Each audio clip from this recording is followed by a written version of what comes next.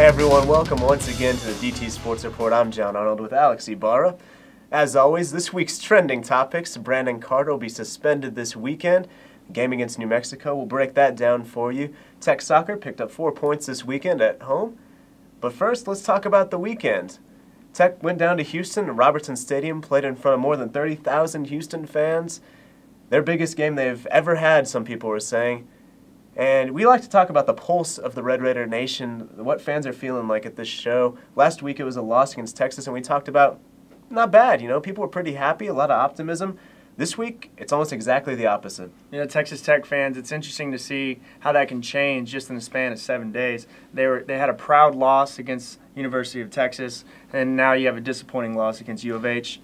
Do you think that was because people overestimated Tech going into U of H, or thought U of H was not good enough and they thought it'd be an easy win, or do you think it was the way that the Red Raiders lost the game? I think a lot of people underestimated U of H. I think a lot of people really didn't see what this team did against Oklahoma State. I mean, you're a Big 12 conference team, you're going to have some confidence over a Conference USA team that's not in the BCS. But you have to give Houston credit. They did a great job. They played against Texas Tech just the same way they did against Oklahoma State.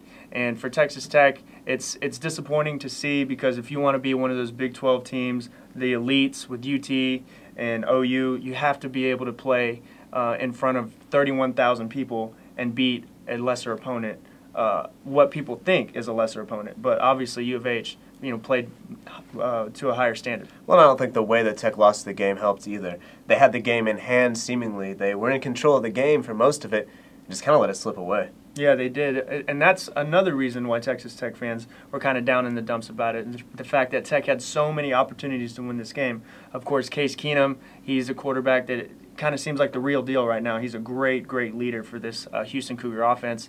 He's done a good job. Of course, the 4-yard touchdown scamper with 49 seconds left to give them the win. You look at Mike Leach's play that he called, the 4th and goal. You look at some of the play that the offense, kind of sputtering, and that was what was disappointing, is because Texas Tech had this game and they let it slip away. Well, one thing that's probably not helping any Red Raider fans down in the dump is news of Brandon Carter's suspension. He tweeted after the game against Houston that this wasn't how the season, that's not how he wanted it to go. He said he had just finished crying, emotional guy. And then the next day, Sunday, he tweeted he wasn't going to be a captain anymore and was suspended. And later we find out he's been suspended indefinitely. We're not really sure what about, but that can't help Red Raider fans down in the dumps either. No, not at all. It's definitely something you don't want to hear. Someone who's a captain, who was an All-American last year. He's your starting right guard, and he can fill in at left guard if you really need him to.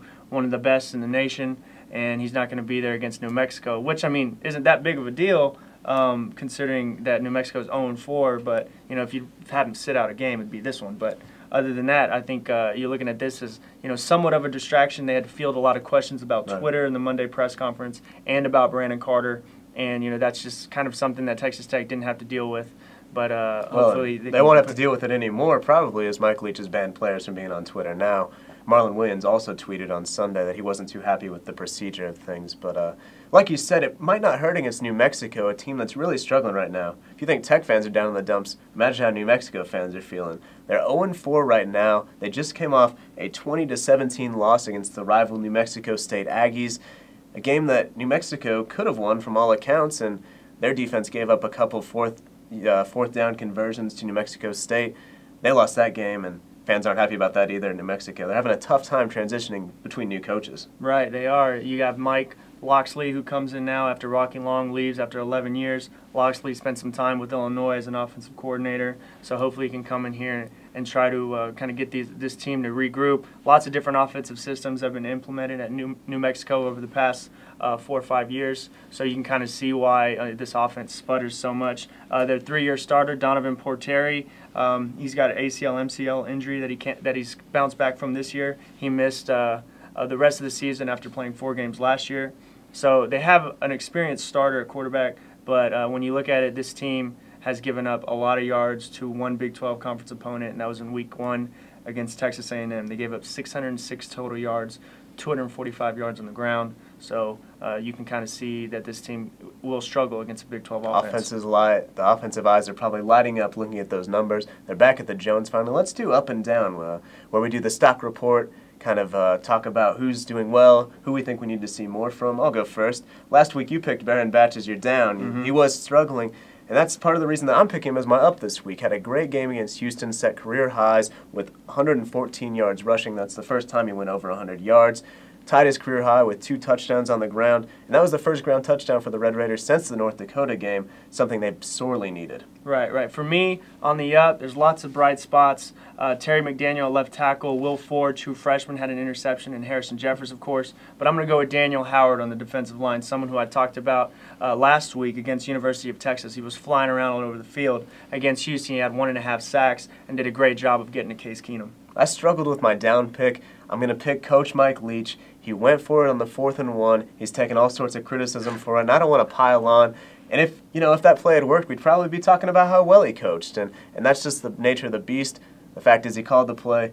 It didn't work. Not to say he won't be back up next week, but this week, I think Mike Leach stock falling. My stock falling is Detron Lewis. Coming into the season, this was someone who everybody looked to take over for Crabtree, kind of be that guy. But it turns out that Potts is he's a very good distributor of the ball. Whether that falls on Lewis or not, I don't know. But I think that Lewis does need to step up and make some bigger plays. First game of the season, he was well on his way. He had 8 catches, 146 yards, and a touchdown. Since then, 12 catches, 96 yards, and no touchdown. So it's just a part of making more plays downfield. Well, as Tech enters their conference season with some kind of nice timing, with New Mexico coming in, and then they'll play K-State, get kind of the meat of conference season going. Texas Tech soccer is already in their conference season. They're looking pretty good, picked up 4 points, beat Iowa State on Friday. They tied Nebraska on Sunday. We'll talk more about that next week. Hope you guys can join us. Thanks for watching this week, and take care.